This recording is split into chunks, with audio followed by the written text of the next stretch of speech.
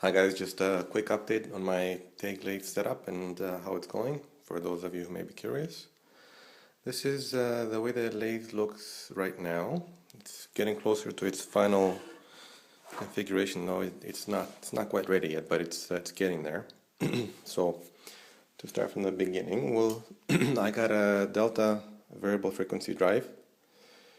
The model is VFDE.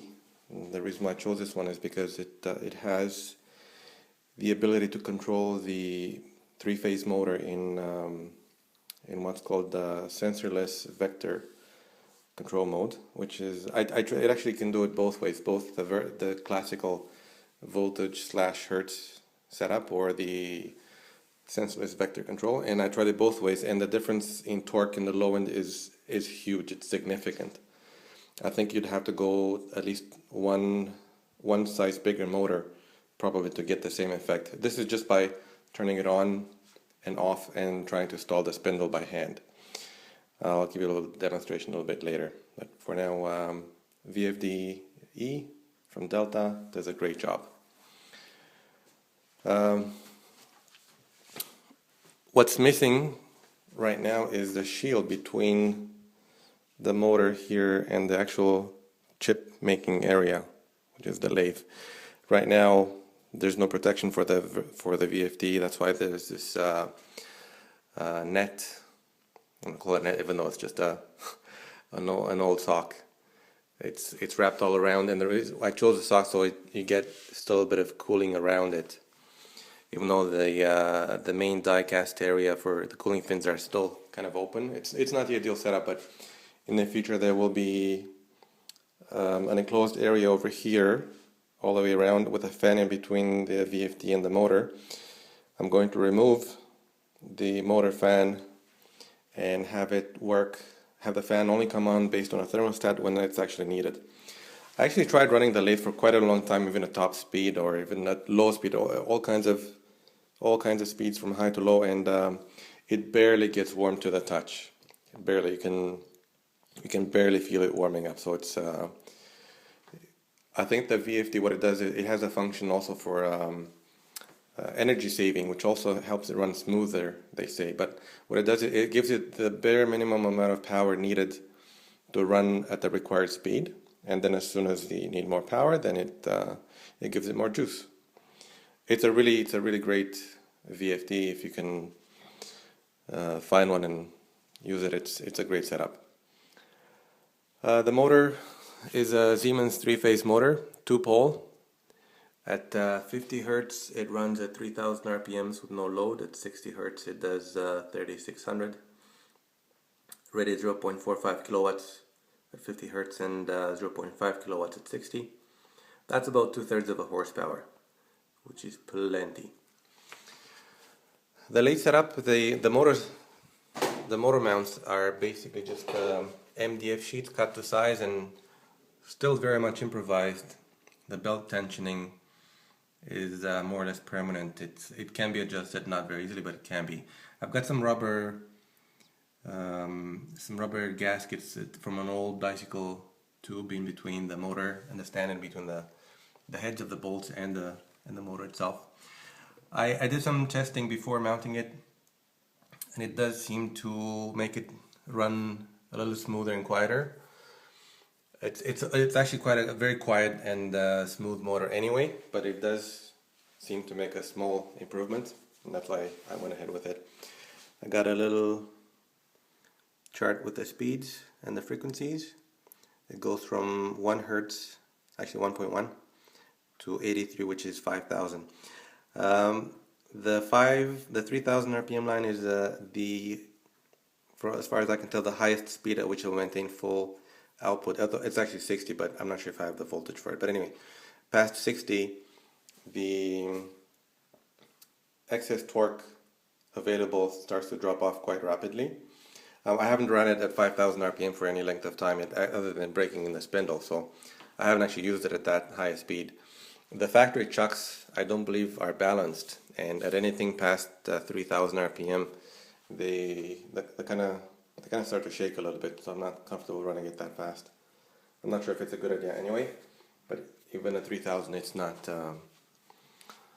it's not that well balanced, you can tell. Anyway, the belt setup is a little bit different from what the factory recommends. You can see I'm running from the big pulley to the big pulley. In other words, I'm not using the drive pulleys in the way that the factory recommends to vary the speed, because of course they're using a fixed RPM motor. I'm using a variable frequency drive. So the reason why I've done this is because as you go down in pulley diameter, the power handling ability of the belt drops, and even at this largest pulley, which is about 50 millimeters diameter, the belt will slip before the motor will stall, and the tension is not that low. You can tell it's not a bad setup. It's clearly more power than the belt drive can handle. So we'll have to improve that in the future, probably with either an HDD type belt or a poly V belt pulley setup. Anyway,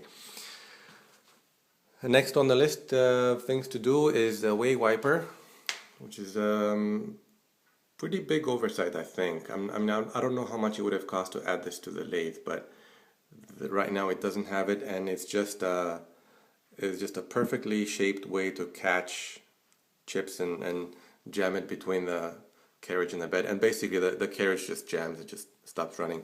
So I have to get some kind of a way wiper setup in place. I've got some ideas, but until I get a milling machine, it's going to be very tough to do, because milling in this lathe is not that easy, to say the least. So one more thing. I got the basic lathe and an additional power feed kit, and there's one thing you can probably see already. The headstock is under the, quote, wrong end of the bed.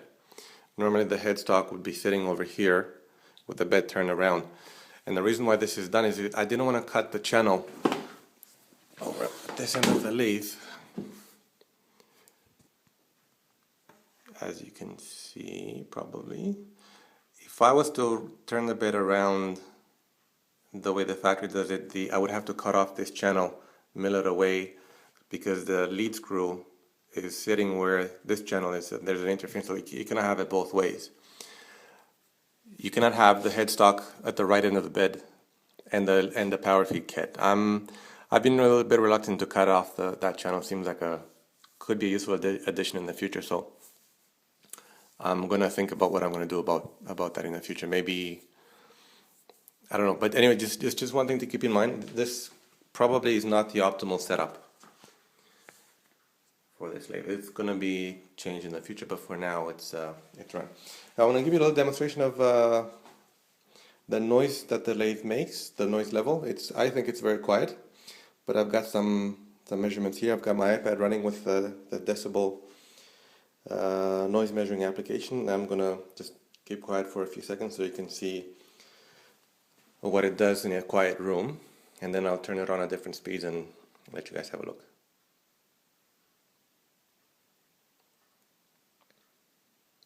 So it is a fairly quiet room. We've got about 40 decibels on average.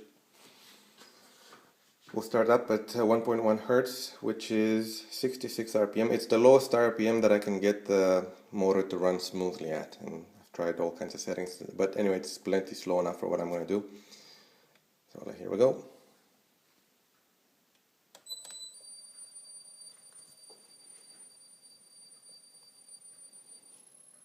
I'm going to try to stall the spindle. It's very hard. It has a lot of torque.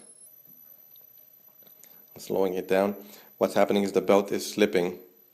The belt is slipping on the headstock pulley. So anyway, it takes a lot of torque to make it slip, though. It's kind of hurts the fingers a little bit. Anyway, it's got plenty of torque. 47 decibels at the low speed. Let's try to go up a little bit.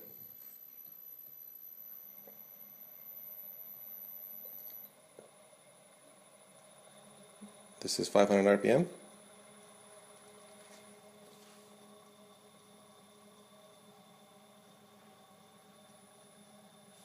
50 decibels.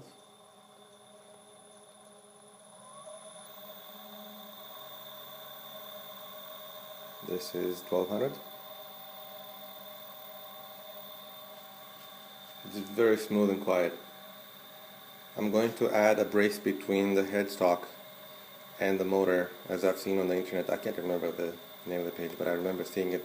There's a metal piece that goes between the headstock and the motor base. Hopefully that'll make it run even more smoothly. There's a tiny little bit of vibration, probably from the belt drive and the fact that the headstock is not supported under the bed. It's at the wrong end, so to speak. I'm guessing this is where some of the vibration is coming from. It's a very tiny little bit. The motor does not vibrate. I took off the belt and the motor is silky smooth. So I'm guessing the interaction between the belt and the pulleys has got something to do with it. 56 decibels at 1200 RPM. Let's try 2000.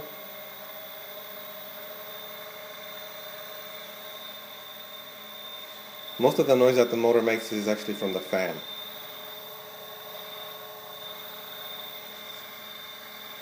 Oh, I forgot to mention the second outlet over here is going to be for a PTC.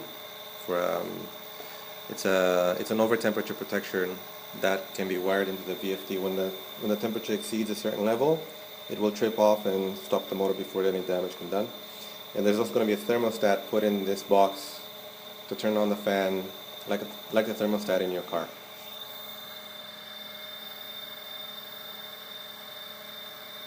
.63 decibels at 2000 RPM.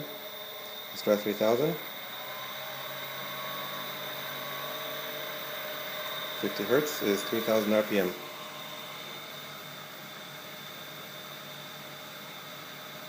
.64 decibels.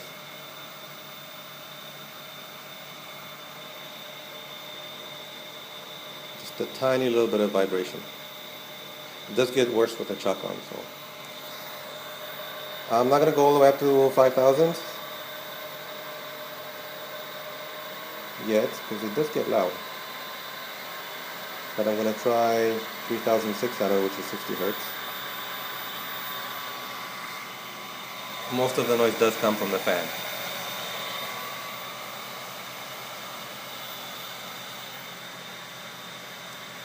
.66, 67 decibels.